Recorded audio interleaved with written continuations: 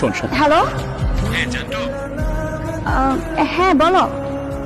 তুমি কোথায়? এই তো আমি একটু এক জায়গায় আসছি, কেন বলো তো?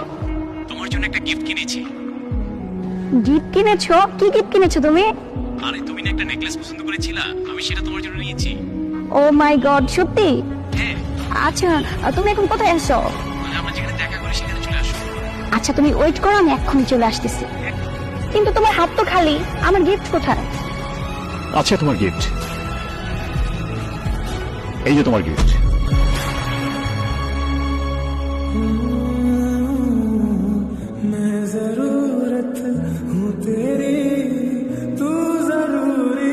আরে এই তোরা প্রবাসীদেরকে কি মনে করিস? হ্যাঁ, টাকার মেশিন, টাকার মেশিন আমরা।